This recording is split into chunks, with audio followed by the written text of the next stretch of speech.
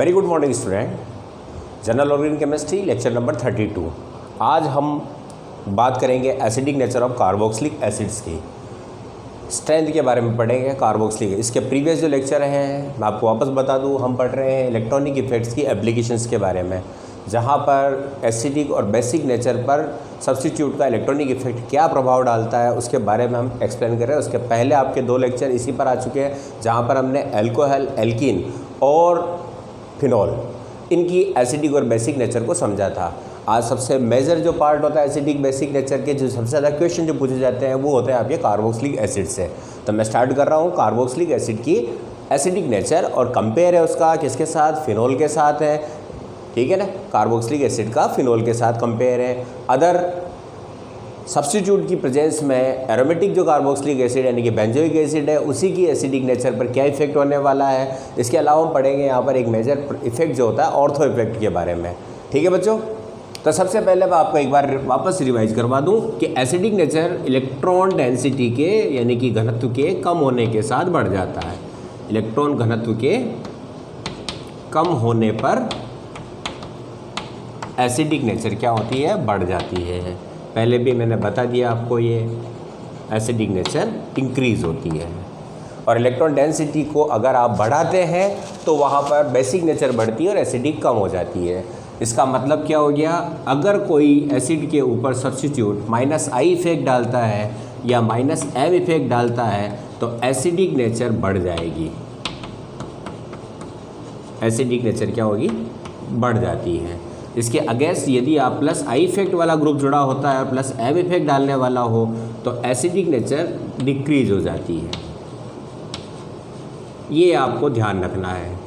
Acidic nature increase कब, जब electron density कम हो जाए, यानी कि इलेक्ट्रॉन विड्रॉइंग ग्रुप जुड़ने पर। और इलेक्ट्रॉन डोनेटिंग ग्रुप जुड़ेगा तो वहाँ पर आपकी एसिडिक नेचर क्या हो जाएगी, कम। यहाँ पर एसिडिक नेचर क्या हो जाएगी, बढ़ जाती है, ठीक है। अब सबसे पहले हम देखते हैं इंडक्टिव इफेक्ट का क्या प्रभाव होने वाला है एसिडिक स्ट्रेंथ कार्बोक्सिलिक अम्ल की। इसके पहले मैं डिस्कस करूं, कार्बोक्सिलिक एसिड साधारणतः क्या होते हैं, स्ट्रॉन्ग एसिड होते हैं फिनॉल की तुलना में, ठीक है, अल्कोहल की तुलना में। अब इसके पीछे रीज़न क्या है, तो आप अगर एसिड की, कार्बोक्सिलिक एसिड की एसिडिक नेचर का कारण क्या है। कार्बोक्सिलिक एसिड RCOOH अगर ये डिसोसिएट होता है और H को रिलीज कर दे तो यहाँ पर आपको मिलेगा कार्बोक्सिलेट आयन। ओके, ये आपका क्या होगा, कार्बोक्सिलेट आयन होगा, जिसके पास इस तरह से आपकी स्ट्रक्चर पाई जाएगी। क्लियर है बच्चों। और यहाँ पर क्या जाएगा, आपका नेगेटिव चार्ज, ठीक। कार्बोक्सिलेट आयन की अगर रेजोनेंस स्ट्रक्चर देखें तो 2 रेजोनेंस स्ट्रक्चर में पाया जाएगा, O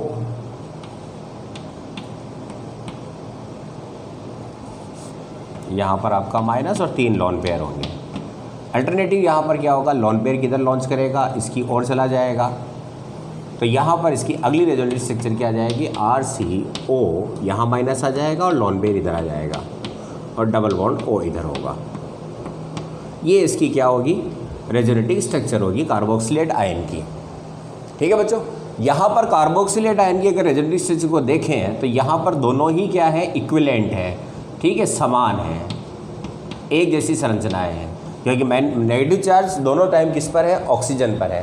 तो ये एकदम क्या होती है, समान संरचनाएं होती है। और जब किसी अनुनादी संरचनाएं जब बिल्कुल समान होती है तो वो ज़्यादा रेजोनेटिव एनर्जी रखती है, यानी कि वह मोर स्टेबल होती है, पहली चीज़, ठीक है ना। तो ज़्यादा मोर स्टेबिलिटी एनर्जी यहाँ पर होगी, तो ये हम कह सकते हैं कि कार्बोक्सिलिक एसिड से कार्बोक्सिलेट आयन जो बनता है वो रेजोनेंस के कारण क्या होता है, काफ़ी स्टेबल हो जाता है। इसीलिए ये H+ को क्या करता है, आसानी से रिलीज कर देता है और एसिडिक नेचर शो करेगा, ठीक। अब सेकंड चीज़ और देखें, अगर आप कार्बोक्सिलिक एसिड की अनुनादी संरचना देखें तो ये आपका CO और ये H, यहाँ पर इसके पास 2 लॉन पेयर है और इसके पास 2 लॉन पेयर है, ओके। और जब इसकी अनुनाद होगा तो यहाँ से लॉन पेयर उधर चला जाएगा, तो RC O minus lone pair इधर आ गया और यहाँ पर हो जाएगा आपका डबल बॉन्ड O और इस पर आ जाएगा पॉजिटिव चार्ज। ये कार्बोक्सिलिक एसिड की अनुनादी संरचना होगी, ठीक है। और दोनों संरचनाएं में डिफरेंस आवेश का वितरण है। इसका मतलब कार्बोक्सिलिक एसिड से कार्बोक्सिल एटायन क्या होगा, मोर स्टेबल होगा। कारण क्या है, यहाँ पर चार्ज का डिस्ट्रीब्यूशन है, प्लस और माइनस दोनों चार्ज हैं, ठीक है ना। तो जब मैंने बताया था आपको कि जब केवल नेगेटिव हो तो उसमें इलेक्ट्रॉनिक डेंसिटी ज़्यादा होती है, यहाँ पर प्लस और माइनस दोनों ही चार्ज है। इसका मतलब कार्बोक्सिल एटायन से कार्बोक्सिलिक एसिड क्या होता है, कम स्टेबल होगा, पहली चीज़, ठीक है। इसके अलावा दोनों संरचनाएं समान नहीं है, इक्विवेलेंट नहीं है। यहाँ पर ऑक्सीजन और इस पर चार्ज का डिस्ट्रीब्यूशन में अंतर है, यहाँ पर दोनों एक जैसी है, तो ये इसकी तुलना में क्या होगी, कम स्टेबल होगी। इसीलिए कार्बोक्सिलिक एसिड तुरंत क्या करता है, H+ रिलीज करता है और कार्बोक्सिल एटायन में बदल जाता है। और इसीलिए हम कह सकते हैं कि एसिड जो होते हैं वो क्या होंगे, आपके अन्य की तुलना में ज़्यादा स्टेबल होंगे। इसके पहले वाला वीडियो आप देखें तो वहाँ पर मैंने फिनोल के साथ इसको कंपेयर किया था। तो फिनोल में क्या था कि फिनोल में आपकी जो रेजोनेटिक स्ट्रक्चर होती है वहाँ पर नेगेटिव चार्ज जो होता है फिनोक्साइड आयन का, वो ऑक्सीजन और कार्बन दोनों पर ही होता है, ठीक है ना। सबसे पहले आपका फिनोक्साइड आयन होगा तो माइनस चार्ज कहाँ होगा, ऑक्सीजन पर। फिर ये अंदर की तरफ रेजोनेंस करता है तो माइनस चार्ज कहाँ आता है, कार्बन पर। तो ऑक्सीजन तो विद्युत ऋणी है पर कार्बन क्या है, कम विद्युत ऋणी है। इसके अलावा सभी संरचनाएं एक जैसी नहीं है, क्योंकि कार्बन पर माइनस है, कुछ संरचनाओं पे कहाँ है, ऑक्सीजन पर माइनस है। तो हम कह सकते हैं कि फिनोक्साइड आयन की जो अनुनादी संरचना है वो कार्बोक्सिलेट आयन से क्या होती है, कम स्थायी होगी। इसीलिए कहा जा सकता है कि फिनोक्साइड आयन कार्बोक्सिलेट आयन से क्या है, कम स्थायी है। इसीलिए फिनोल से कार्बोक्सिलिक एसिड क्या होता है, स्ट्रॉन्ग एसिड होता है। इसको हम पहले डिस्कस कर चुके हैं। फिनोल कार्बोक्सिलिक एसिड से क्या होगा, वीक एसिड होगा, जबकि कार्बोक्सिलिक एसिड इनमें सबसे ज़्यादा क्या होंगे, आपके एसिडिक होते हैं। समझ में आया ना चीज़, क्या चीज़ है कि कार्बोक्सिलिक एसिड फिनोल से क्या होते हैं, ज़्यादा एसिडिक होते हैं, ठीक। और एसिडिक होने का कारण क्या है, तो फिनोल कार्बोक्सिलिक एसिड यदि आपका H+ को डोनेट करता है तो कार्बोक्सिलेट आयन बनता है। और कार्बोक्सिलेट की अनुनादी संरचनाएं दोनों क्या होती है, इक्विवेलेंट होती है, समान होती है, जिसके कारण कि ये ज़्यादा स्टेबल होता है।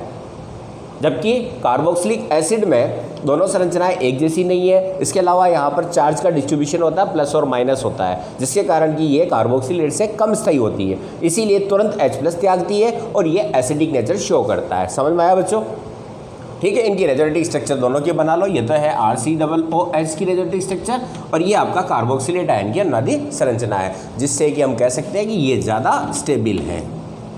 समझ आ गया पूरी चीज़, ठीक है ना। चलो इसको उतार लो,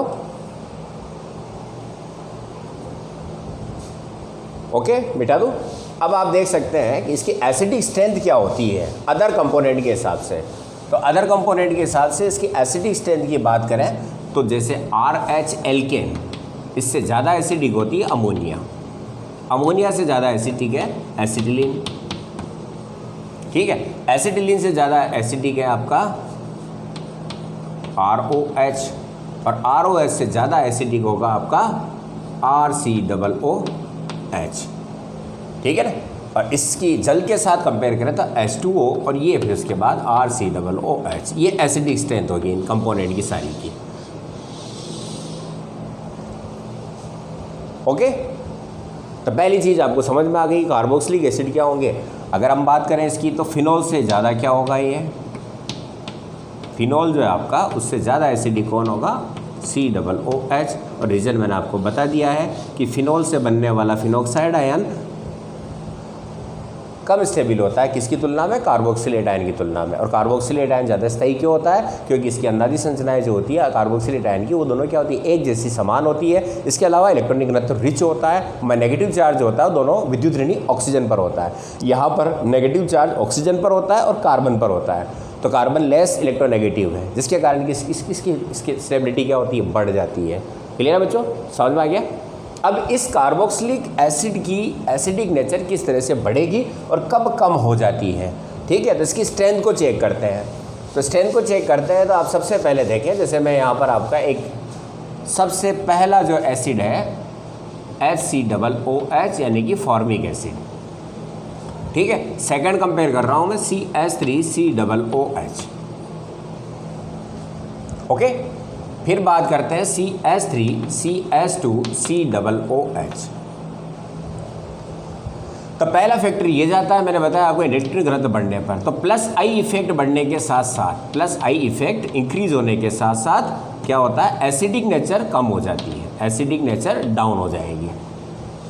तो यहाँ पर इस पर CH3 है, तो CH3 का यहाँ पर क्या पड़ेगा आपका प्लस आई और हाइपर कॉन्जुगेशन होगा, जिससे इलेक्ट्रॉनिक डेंसिटी क्या होगी यहाँ पर बढ़ जाती है। तो इसकी तुलना में ये कम एसिडिक हो जाता है, क्योंकि इलेक्ट्रॉन किधर जाएंगे, इस तरफ। तो इलेक्ट्रॉनिक डेंसिटी यहाँ पर जैसे ही बढ़ेगी तो H का निष्कासन आसान नहीं होता है। H कब आसानी से निकलेगा, जब ऑक्सीजन की इलेक्ट्रोनेगेटिविटी को बढ़ाते हैं, यानी कि इलेक्ट्रॉन को इसके विपरीत विड्रॉ करते हैं, आप खींचते हैं, और यहाँ पर इंडक्टिव इफेक्ट होगा, प्लस आई इफेक्ट बढ़ जाएगा, जिसके कारण कि इसकी एसिडिक स्ट्रेंथ और क्या हो जाएगी, कम हो जाएगी। तो हम पहली चीज़ देखते हैं कि फॉर्मिक एसिड की तुलना में एसिटिक एसिड क्या होता है, वीक एसिड होता है। और कारण क्या होता है, CH3 का इंडक्टिव इफेक्ट होना या इस अल्फा हाइड्रोजन का हाइपर कॉन्जुगेशन में होना, जिससे इलेक्ट्रॉन डेंसिटी क्या होती है, बढ़ जाती है, और उससे ज़्यादा किसकी हो जाएगी, इसकी हो जाएगी, इलेक्ट्रॉन डेंसिटी बढ़ जाएगी। ठीक है ना। और अगर इसका कंपेयर करें आगे, तो यहाँ पर आपका CH3CH3COOH, इसकी एसिडिक स्ट्रेंथ और क्या हो जाएगी आपकी, कम हो जाएगी, और सबसे कम किसकी हो जाएगी, टर्सरी। ओके, ये आपकी एसिडिक स्ट्रेंथ, यानी कि प्लस आई के साथ साथ एसिडिक स्ट्रेंथ क्या होती जाती है, कम होती जाती है। चलो इसको उतार लो, स्ट्रेंथ डिक्रीज होती जाएगी। क्लियर है। चलो इसको उतारो।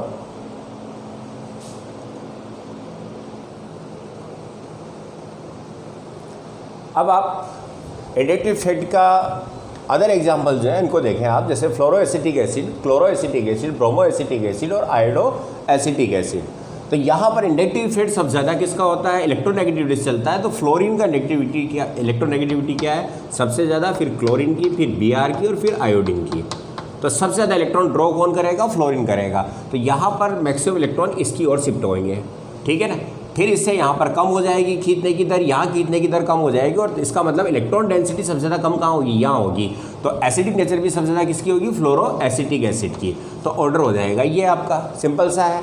कारण क्या है, माइनस आई इफेक्ट के कारण, और माइनस आई इफेक्ट का ऑर्डर क्या रहेगा, ऊपर जो मैंने लिखा है।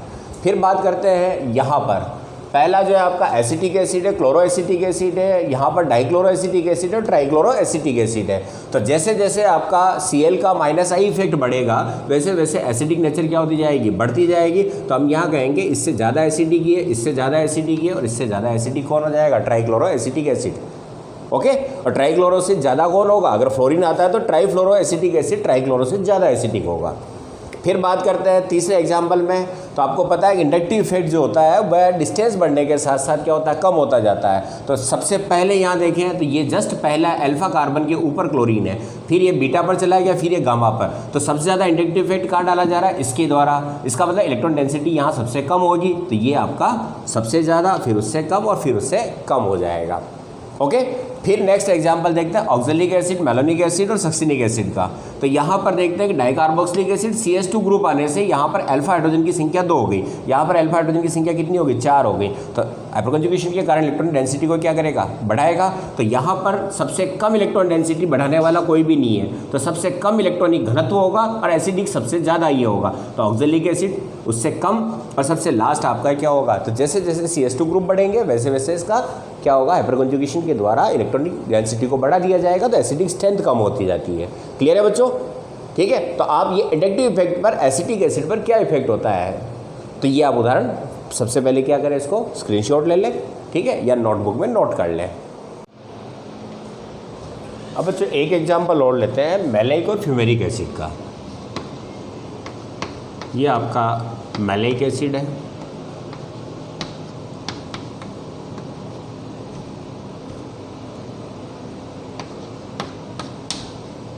ये आपका सिस फॉर्मेट में है, ठीक है, डाइकार्बोक्सिलिक एसिड है और सिस है।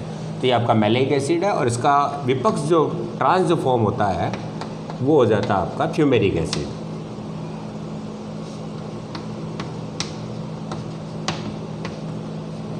ये आपका मैलेइक एसिड और ये फ्यूमेरिक एसिड। अब यहाँ पर हम एसिडिटी की बात करें तो एसिडिक नेचर जो है वो यहाँ पर सिस की बहुत ज़्यादा होती है ट्रांस के कंपेयर में। और यहाँ का रीज़न ये है कि इससे H+ के बाद जो कार्बोक्सिलेट आयन होता है वो इस तरह से क्या करता है, हाइड्रोजन बॉन्डिंग बना लेता है।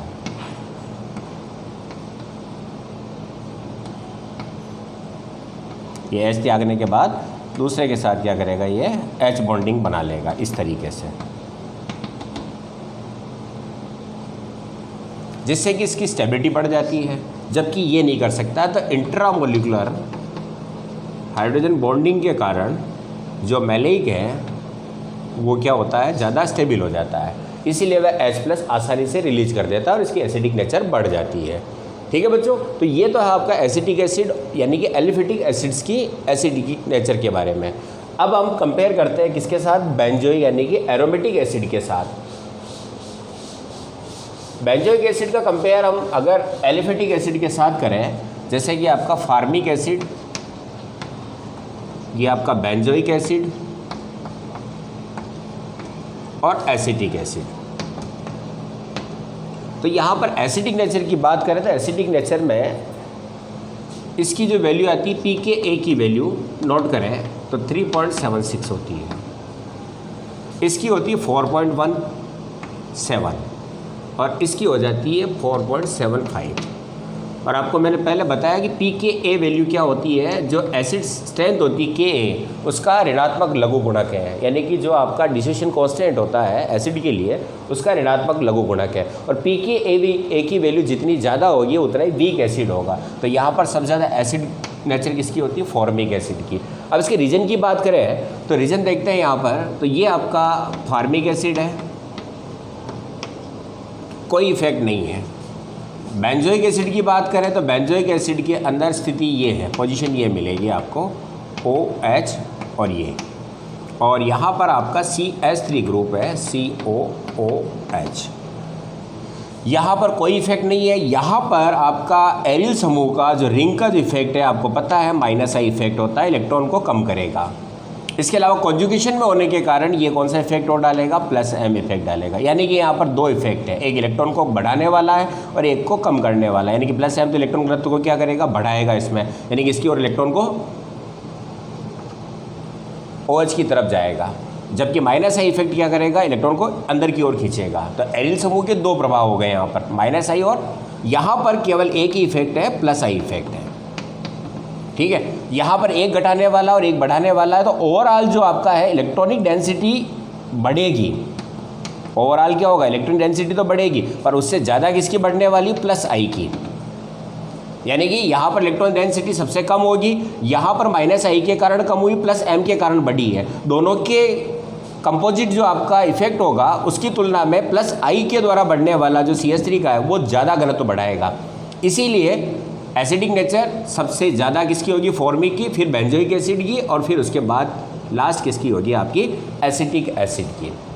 क्लियर, समझ में आया। यहाँ पर कोई इफेक्ट नहीं है, यहाँ पर -I और +M इफेक्ट है, और परिणामी रूप से ये +I से कम घनत्व को बढ़ाने वाला है। और सबसे ज़्यादा डेंसिटी कौन बढ़ाने वाला है, ये। और डेंसिटी बढ़ने के साथ साथ एसिडिक नेचर क्या हो जाती है, कम हो जाती है।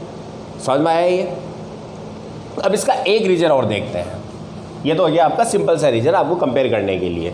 अब सेकंड रीजन देखते हैं। ठीक है, इसमें ये ज़रूर आप लिख दें, यहाँ पर ये है +M इफेक्ट और -I effect. Overall electron density plus होगी, ठीक है ना, इलेक्ट्रॉन डेंसिटी क्या होगी, बढ़ेगी, प्लस होगी। यहाँ पर +I इफेक्ट है, ये इलेक्ट्रॉन डेंसिटी को ओवरऑल बढ़ाएगा, बढ़ गया। लेकिन यहाँ पर और यहाँ पर जो वृद्धि हुई है उसकी तुलना में दोनों का जो इफेक्ट है +M और -I से ज़्यादा किसका होगा, +I का होगा, इसलिए इसकी डेंसिटी सबसे ज़्यादा होगी। ओके, अब सेकंड रीज़न है, अगर आपसे थ्योरेटिकल क्वेश्चन पूछा जाता बोर्ड में कि बेंजोइक एसिड एसिटिक एसिड की तुलना में स्ट्रॉन्ग एसिड होता है, ऐसा क्यों, तो पहला कारण तो आपका ये हो गया। अब सेकंड रीज़न देखें आप, तो यहाँ पर दोनों के अंदर रेजोनेंस होगा, CH3OH, ठीक है, OH, और इसके रिलीज होने पर आपको मिलेगा एसीटेट आयन।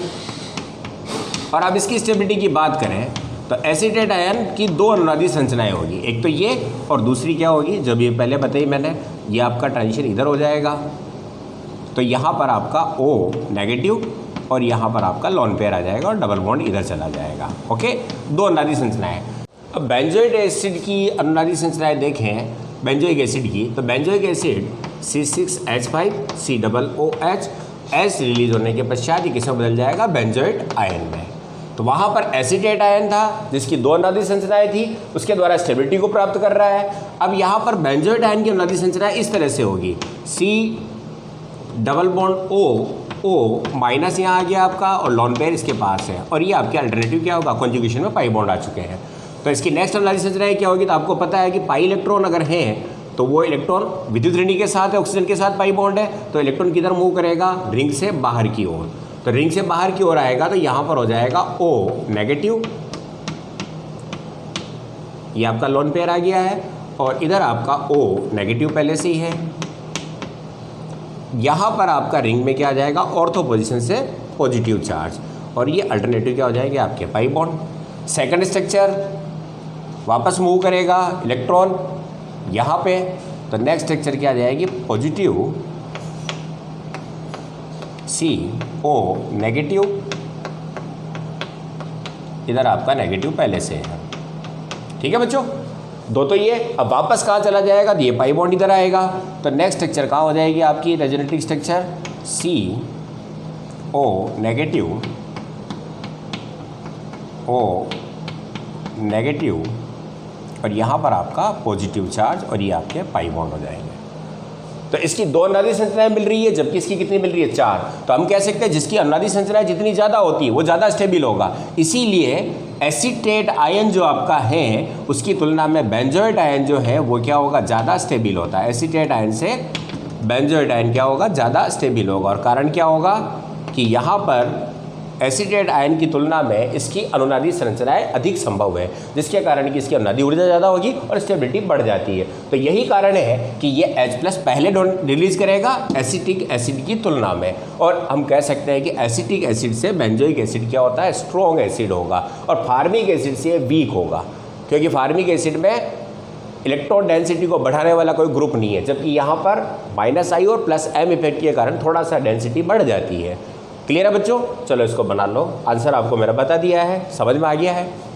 अब हम बात करते हैं इस रिंग पर सब्स्टिट्यूट जुड़े होने पर बेंजोइक एसिड की एसिडिक नेचर में क्या चेंज आता है।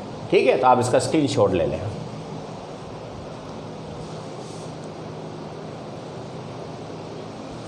अब बच्चों देखें, आप जब कोई सब्स्टिट्यूट बेंजोइक एसिड पर जुड़ा हो तो वहाँ पर आपके दो तरह के सब्स्टिट्यूट हो सकते हैं। एक तो इलेक्ट्रॉन विड्रॉइंग ग्रुप, खींचने वाले, अपनी ओर आकर्षित करने वाले, और एक इलेक्ट्रॉन डोनेटिंग ग्रुप जो कि इलेक्ट्रॉन डेंसिटी को बढ़ाते हैं।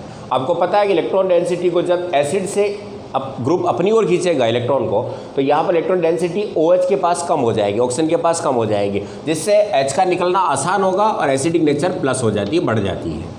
और यदि इलेक्ट्रॉन डोनेटिंग ग्रुप है तो वहाँ पर एसिडिक नेचर क्या हो जाती है, घट जाती है, क्योंकि इसमें इलेक्ट्रॉन डेंसिटी बढ़ेगी, जिससे H का निकलना आसान नहीं होगा।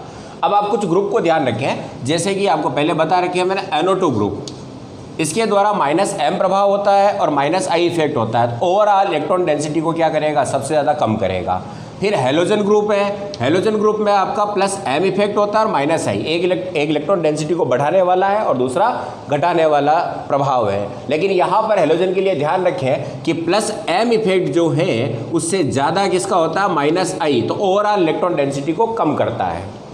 फिर आपका एसिड ग्रुप है, तो ये दोनों ही इफेक्ट डालेगा नेगेटिव, ये दोनों नेगेटिव इफेक्ट डाल रहा है एल्डिहाइड, तो ये ओवरऑल क्या करते हैं, इलेक्ट्रॉन डेंसिटी को क्या कर देते हैं, कम कर देते हैं। यानी कि ऐसे ग्रुप जुड़े होने पर आपकी एसिडिक नेचर क्या होगी, बढ़ जाएगी। क्लियर है।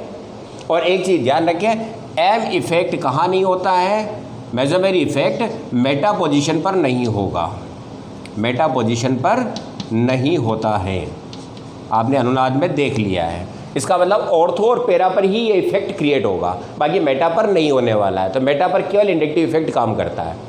सेकंड चीज़, इलेक्ट्रॉन डोनेटिंग ग्रुप जुड़ा होने पर जैसे CH3 ग्रुप +I इफेक्ट डालता है, +I इफेक्ट केवल इलेक्ट्रॉन घनत्व को बढ़ाने वाला है, तो ये एसिडिक नेचर को कम करेगा। इसी तरह से आपका ईथर या एल्कोक्साइड ग्रुप जुड़ा होता है तो इसका +M इफेक्ट होता है पेयर के कारण, और ऑक्सीजन की नेगेटिव के कारण -I इफेक्ट होता है, पर इसका मेसोमेरी इफेक्ट ज़्यादा होता है।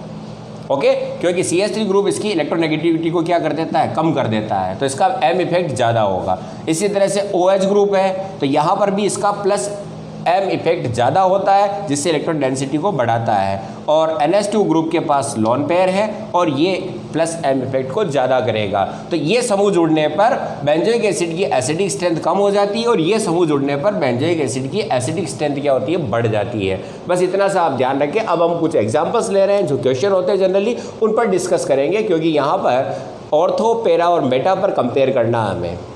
ठीक, अब इसके अनुसार अगर अपन एग्जाम्पल लेते हैं, कोई सिंपल सा एग्जाम्पल, जैसे कि आप कंपेयर करें, पहला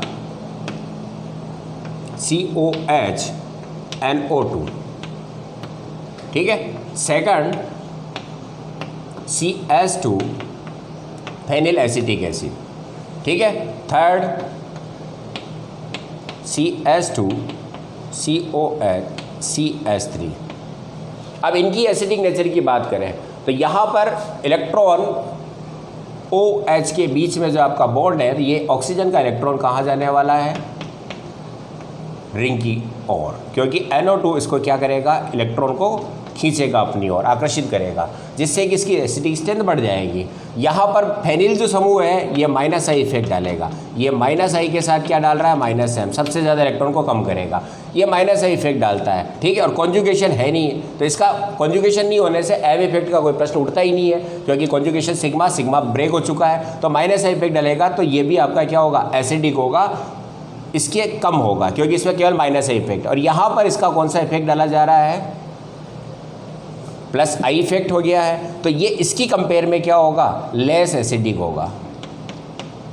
ओके, और अब बात करते हैं हम इसकी, यहाँ पर COH की। तो नंबर 1 पर आपका एसिडिक कौन है, पैरा नाइट्रो बेंजोइक एसिड।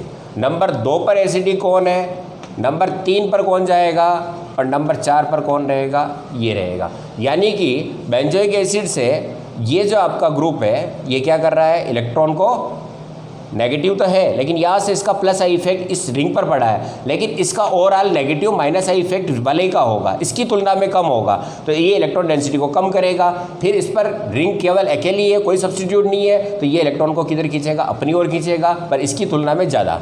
और यहाँ पर सारे इलेक्ट्रॉन किधर जा रहे हैं, इधर। तो नंबर 1 एसिडिक कौन हो गया, ये। नंबर 2 पर कौन चला गया, ये। नंबर 3 पर कौन है, और सबसे कम एसिडिक एसिड कौन होगा, बेंजोइक एसिड। क्लियर है बच्चों। तो ये आपका एक एग्जाम्पल है। सेकंड एग्जाम्पल और लेते हैं, सिंपल सा एग्जाम्पल है, COOH, यहाँ पर मैंने क्या लगाया है, क्लोरीन लगाया है। ओके, सेकंड चीज़ मैंने क्या लगाई, यहाँ पर CH3 ग्रुप लगाया है। थर्ड मैंने यहाँ पर क्या लगाया है, CHO ग्रुप लगाया है। ओके, और फिर आपका बेंजोइक एसिड है।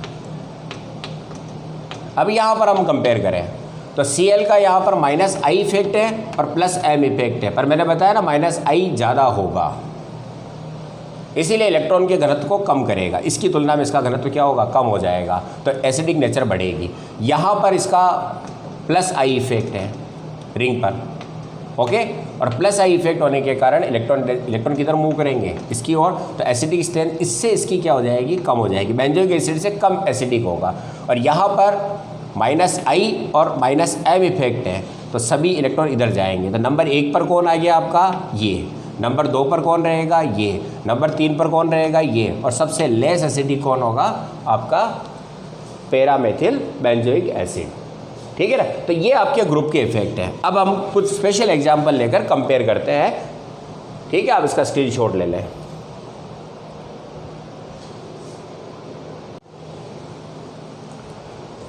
अब आपका पहला example number 1, orthonitrobenzoic acid, metanitrobenzoic acid, paranitrobenzoic acid और बेंजोइक एसिड, इसकी एसिडिक स्ट्रेंथ की बात करें तो बच्चों मैंने बताया जो तरीका काम में लें आप, NO2 का क्या इफेक्ट है यहाँ पर, -M और -I इफेक्ट। ओके, तो कुल मिला के ये है कि ये सभी इलेक्ट्रॉन डेंसिटी को क्या करने वाले, कम करने वाले, यानी कि बेंजोइक एसिड से ज़्यादा एसिडिक होंगे। ठीक, अब यहाँ पर -M के साथ -I इफेक्ट सबसे ज़्यादा होगा। ठीक है, उसके बाद यहाँ पर केवल -I इफेक्ट होगा, -M नहीं होगा। यहाँ पर -M और -I दोनों इफेक्ट होंगे और यहाँ पर कोई इफेक्ट नहीं है। ठीक है, तो अब ऑर्डर की बात करें तो यहाँ पर ऑर्थो सबसे ज़्यादा एसिडिक होगा क्योंकि माइनस आई इफेक्ट सबसे ज़्यादा है और माइनस है। इसके अलावा बच्चों इसका एक स्पेशल कारण और है जो मैं आपको बता दूँ, ऑर्थो पोजीशन पर जो क्रिएट होता है कि यहाँ से एसिड के जाने के बाद यानी कि H+ को रिलीज करने के बाद यहाँ पर नेगेटिव चार्ज होगा और जब आपका O यहाँ पर इलेक्ट्रॉन लेता है तो नाइट्रोजन पर कौन सा जाता है, पॉजिटिव चार्ज। इस तरह से रेजोनेटिंग स्ट्रक्चर प्राप्त होती है आपको। ठीक है ना, तो इस रेजोनेटिंग स्ट्रक्चर का रिजल्ट क्या निकलता है कि ये माइनस और प्लस के बीच में अट्रैक्शन होने के कारण स्टेबिलिटी प्राप्त कर लेता है। इसीलिए ऑर्थो की acidic nature, ortho nitrobenzoic acid की एसिडिक नेचर बहुत ज़्यादा होती है। यहाँ पर केवल -I और यहाँ पर -I और -M है, तो नंबर 1 एसिडिक ये होगा, नंबर 2 पर एसिडिक कौन जाएगा, पैरा, क्योंकि यहाँ पर 2 नेगेटिव इफेक्ट काम कर रहे हैं। यहाँ पर केवल 1 नेगेटिव इफेक्ट है तो नंबर 3 पर एसिडिक ये होगा और नंबर 4 पर एसिडिक स्ट्रेंथ इसकी होगी। यानी कि सबसे ज़्यादा एसिडिक नंबर 1, फिर पैरा, फिर आपका मेटा और लास्ट आपका क्या होगा, बेंजोइक एसिड। और ऑर्थो नाइट्रो की स्पेशल स्टेज होने के कारण ये ज़्यादा एसिडिक हो जाता है क्योंकि ऑक्सीजन और नाइट्रोजन के बीच में क्या होता है, अट्रैक्शन चार्ज क्रिएट हो जाता है, अट्रैक्शन क्रिएट हो जाता है, जिसके कारण ये स्टेबिलिटी को प्राप्त कर लेता है। ओके, सेकंड चीज़ यहाँ बात करें फ्लोरो, क्लोरो, ब्रोमो और आयोडोबेंजोइक एसिड की, तो बच्चों यहाँ पर हेलोजन का जो इफेक्ट पड़ता है वो कौन सा होता है, -I और +M। और जैसा कि मैंने बताया कि +M से ज़्यादा कौन होगा, -I। तो ओवरऑल ये इलेक्ट्रॉनों की घनत्व को क्या करेगा, कम करेगा। इसलिए बेंजोइक एसिड से सारी क्या होंगे, आपके एसिडिक होंगे। लेकिन इनमें एसिडिक नेचर किसकी ज़्यादा होगी, तो फ्लोरीन से क्लोरीन की और ब्रोमीन से आयोडीन की। यानी कि ये क्रम ये रहेगा, आयोडीन के साथ जो आपका बेंजोइक एसिड है वो सबसे ज़्यादा एसिडिक होगा। अब इसके पीछे कारण क्या है, हमें पता है कि -I इफेक्ट सबसे ज़्यादा किसका लगता है, फ्लोरीन का। लेकिन बच्चों स्पेशल केस है, यहाँ पर क्या होगा कि जो आपका बेंजोइक एसिड है OH, ये इस हेलोजन वाले तत्व के साथ क्या करता है, हाइड्रोजन बॉन्डिंग कर लेता है। और जब हाइड्रोजन बॉन्डिंग कर लेगा तो इस H का रिलीज होना थोड़ा टिपिकल हो जाएगा। इसका मतलब जितना मजबूत हाइड्रोजन बंध बनेगा इनके बीच में उतना ही H का निकलना कठिन होगा। तो सबसे ज़्यादा स्ट्रॉन्ग हाइड्रोजन बॉन्ड कहाँ है, इसके बीच में, उससे कम किस कहाँ है, फिर इसकी कम और सबसे कम यहाँ है। इसका मतलब यहाँ से H का रिलीज होना ज़्यादा आसान है, इसीलिए इसी की एसिडिक नेचर क्या होती है, इलेक्ट्रोनेगेटिविटी घटने के साथ साथ H बॉन्डिंग ऑर्थो पोजीशन पर क्या हो जाती है, वीक हो जाती है, जिससे कि H आसानी से रिलीज हो जाता है। जबकि फ्लोरीन के साथ यहाँ पर मजबूत हाइड्रोजन बंद होने के कारण H को रिलीज नहीं कर पाता है। क्लियर है ना, ध्यान रखें इन चीज़ों को। एक हाइड्रोजन ऑर्थो पोजीशन पर आपका एक इफेक्ट और पढ़ने वाले हम, जो बाद में आएगा इसके जस्ट बाद, ऑर्थो इफेक्ट। तो यहाँ पर ये है कि ऑर्थो पोजीशन पर क्या है, H बॉन्डिंग होती है हेलोजन के साथ, तो COOH का H यहाँ पर क्या हो जाता है, H बॉन्डिंग के द्वारा चौक हो जाता है, तो निकल नहीं पाएगा वो आसानी से। ऐसा ही फिनोल में था, OH के साथ हाइड्रोजन बॉन्डिंग बना लेता है, इसलिए वहाँ पर आइडो जो फिनोल है वो सबसे ज़्यादा एसिडिक होगा। अब नेक्स्ट बात करते हैं ऑर्थो मेटा पैरा पर जब हेलोजन हो।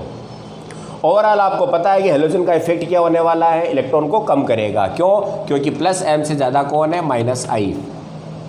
अब -I का कंपेयर कर, सबसे ज़्यादा -I कहाँ है, यहाँ पर, फिर उसके बाद -I यहाँ पर, फिर -I यहाँ पर, और सबसे लास्ट यहाँ पर किसी प्रकार का इफेक्ट नहीं है। तो सबसे ज़्यादा एसिडिक कौन होगा, ऑर्थो, फिर आपका क्या होगा, मेटा, और फिर लास्ट में क्या होगा आपका पैरा, और फिर बेंजोइक एसिड सबसे लेस होगा। अब बात करते हैं यहाँ पर जब NH2 ग्रुप जुड़ा हो तो NH2 का इफेक्ट जनरली क्या होगा, +M इफेक्ट होता है। ओके, अब +M इफेक्ट होगा तो +M इफेक्ट सबसे ज़्यादा कहाँ होने वाला है, तो सब M इफेक्ट मेटा पर नहीं होगा। ठीक है, इसका मतलब घनत्व यहाँ नहीं बढ़ेगा लेकिन -I क्रिएट हो जाएगा, इसलिए इसकी एसिडिक नेचर ज़्यादा होगी। अब बात करते हैं ऑर्थो और पैरा के अंदर, तो ऑर्थो का यहाँ पर NH2 और ये आपका NH2 पैरा पर +M इफेक्ट ज़्यादा होता है बजाय कि ऑर्थो के, इसीलिए ये सबसे कम एसिडिक होगा, फिर आपका ऑर्थो होगा, और सबसे ज़्यादा एसिडिक कौन होने वाला है यहाँ पर, आपका Meta amino benzoic acid. Clear है, चलो इनको नोट कर लो। अब नेक्स्ट एग्जाम्पल लेते हैं।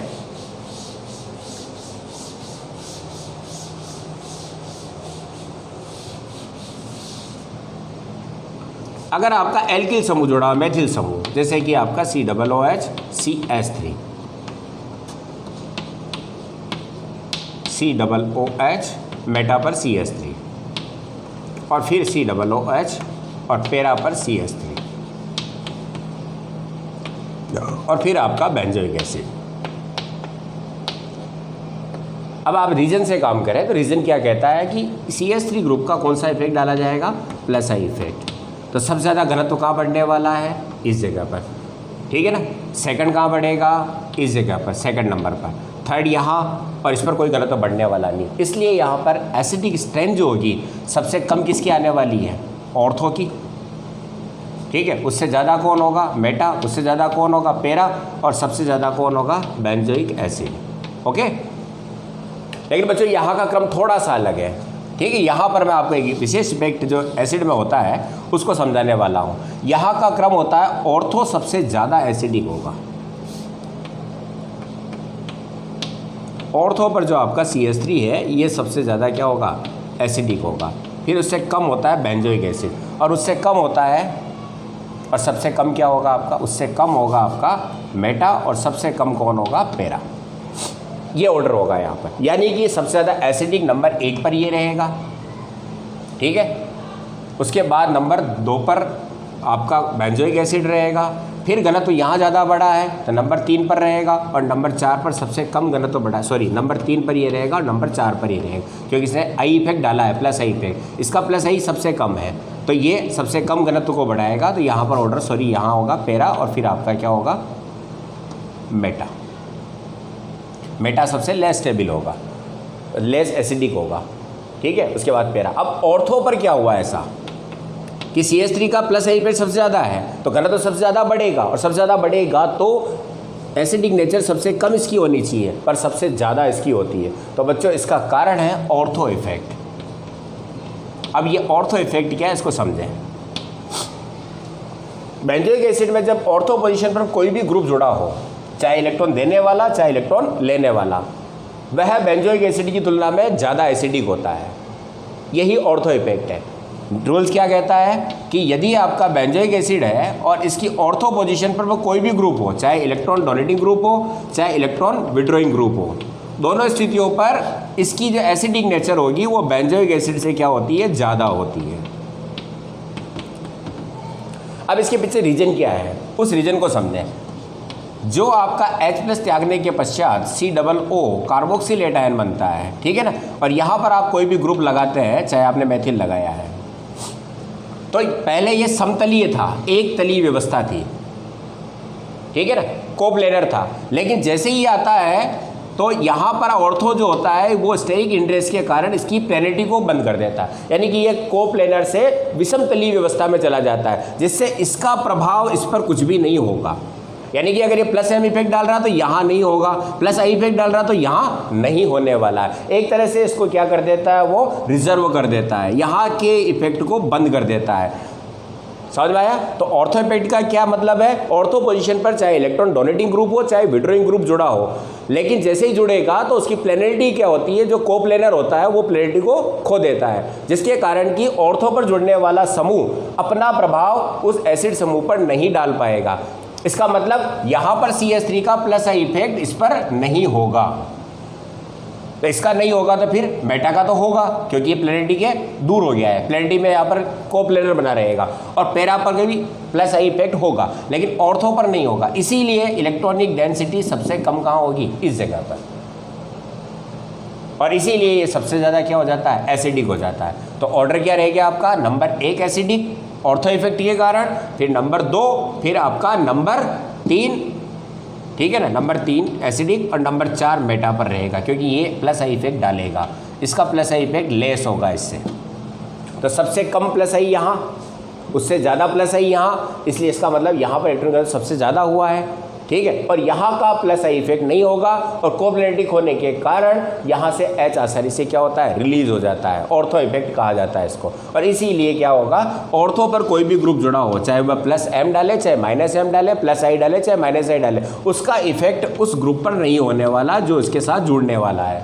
और इसी कारण यहाँ पर इलेक्ट्रॉनिक डेंसिटी में कोई परिवर्तन नहीं होता इस ग्रुप के कारण, तो वह आपकी एसिड जो है तो एसिडिक ज़्यादा हो जाता है। क्लियर है बच्चों? चलो अब नेक्स्ट एग्जाम्पल,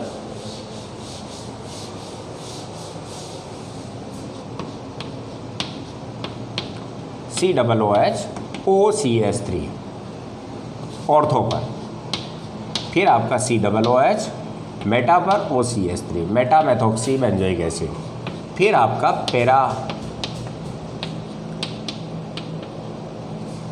ओके, और फिर आपका बेंजोइक एसिड।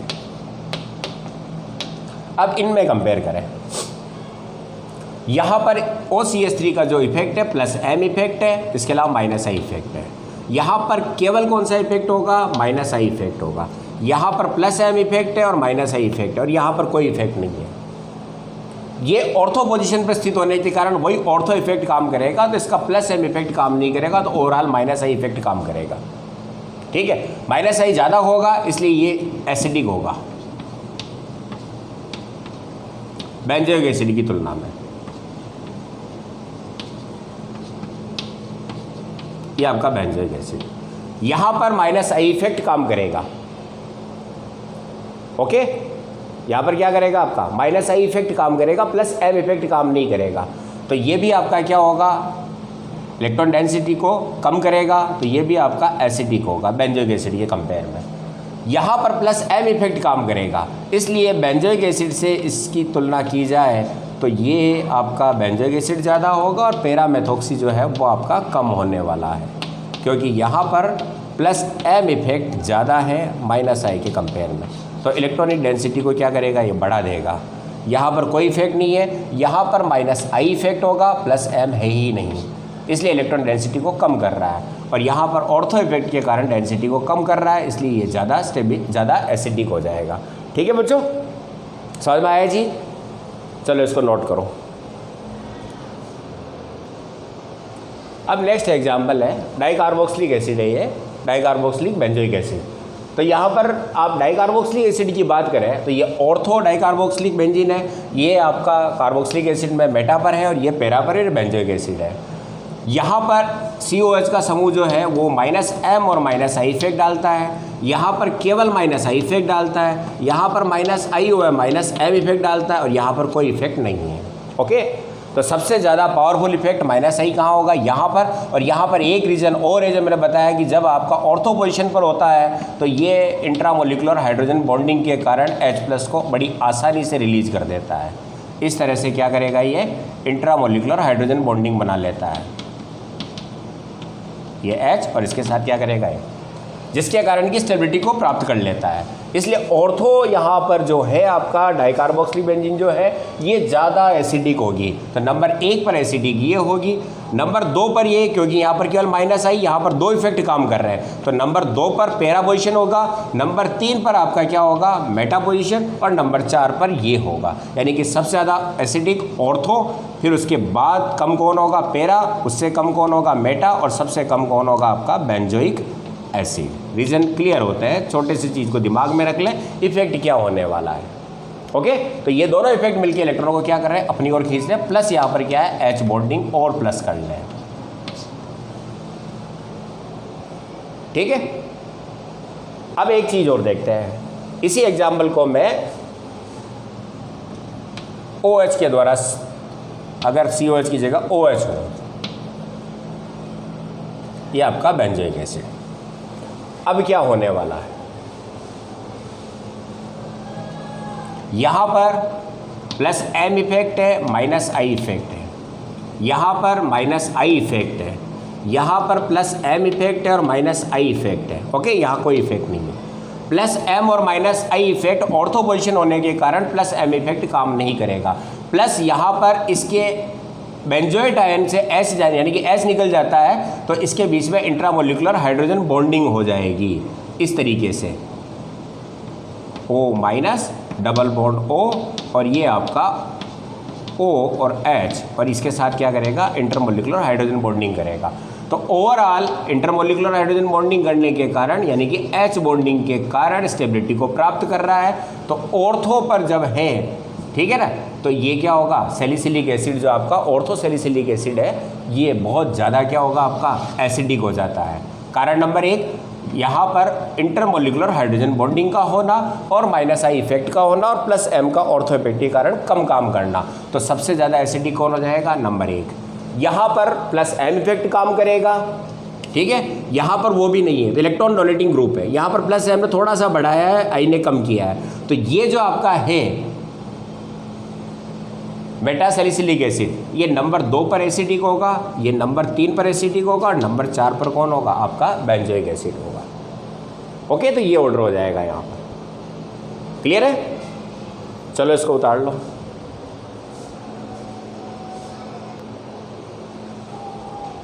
तो ये है आपका कार्बोक्सिलिक अम्ल और बेंजोइक एसिड जो है, एरोमेटिक और एलिफेटिक कार्बोक्सिलिक एसिडों की बात की थी, जहाँ पर हमने इनकी टोटल एसिडिक नेचर के सीक्वेंस को देखा था कि कौन ज़्यादा एसिडिक होगा और कौन कम एसिडिक होगा। अब बच्चों इलेक्ट्रॉनिक इफेक्ट का लास्ट एसिडिक और बेसिक का इंपॉर्टेंट सेक्शन बाकी है, वो है एमीन की बेसिक नेचर का कंपेयर करना। ठीक है, आपकी एमीन, एनिलीन और उन पर सब्स्टिट्यूट का क्या इफेक्ट होता है, और वहाँ पर आएगी स्टेरिक इनएंट्रेंस। तो उसका अपने को क्या करना है कि वहाँ पर बेसिक नेचर किस तरह से होगी। तो नेक्स्ट एपिसोड होगा आपका एमीन की बेसिक नेचर के ऊपर। Till then, thank you.